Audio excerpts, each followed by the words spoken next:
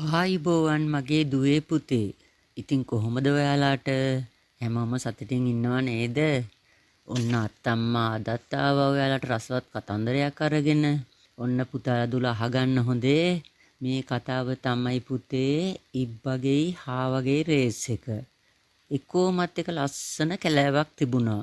මේ කැලේ අහංකාර හා පැංචෙක් හිටියා. මෙයාගේ වැඩේම අනිත් සත්තු එක්ක ඉන්න වෙලාවට මහා ලොකුකමක් අරගෙන තමාව වර්ණනා කරන එක. මම තමයි මේ කැලෑවට ඉන්න ශක්තිමත්ම කෙනා. මාත් එක්ක දුවලා කාටවත් දිනන්න බෑ. මට තමයි හයියෙම දුවන්න පුළුවන්.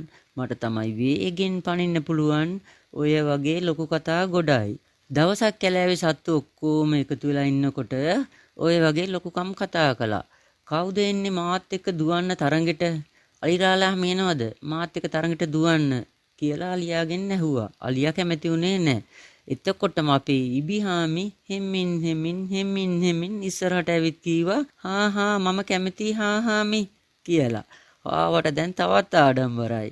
මේ මොනවද මේ වෙන්නේ පිස්සු ඉබ්බෙක්නේ කියලා හිතුවා. අහවල් දවසේ අහවල් වෙලාවට තරඟේ පවත්වනවා. බලන්න එන්න කියලා අලි රාළහාමිට, කොටි රාළහාමිට, සිංහ රජතුමාට ඔය වගේ කැලේ ඉන්න සියලුම සතුන්ට හාමි ආරාධනා කළා.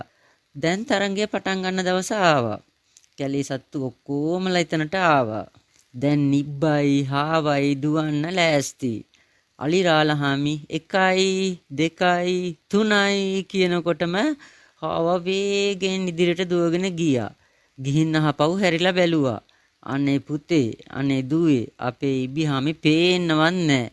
ආවා මොකද කළේ? ඉබ්බා එනකොට තව කොච්චර වෙලා යයිද කියලා ගහක් යටට ගිහින් හොඳට නිදාගත්තා. ආවට මහන්සිරත් එක්ක හොඳටම නිින්ද ගියා. අපේ ඉබ්බිහාමි ඉන්නවානේ. එයා හෙමින් හාවා ඉන්න තැනත් පහු කරලා දිනුම් කණුව ළඟටම ආවා. ඔන්න දැන් අපේ හාමිට ඇහැරුණා. ඉබ්බා තාමත් නැහැ කියලා හිතාගෙන ඉස්සරහට ආවා. ඒ එනකොට එයාට ඉදිරියෙන් තියෙන දිනුම් කන පහු කරලා ඉබ්බිහාමි ගියා. ඉබ්බිහාමි දිනුවා. හාමි පෙරදුනා.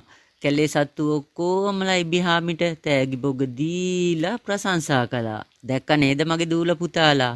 හාමිට වෙච්ච දේ. ඒක තමයි පුතේ කියන්නේ කවදාවත් කාවවත් අවතක්සේරු කරන්න හොඳ නැහැ කියලා.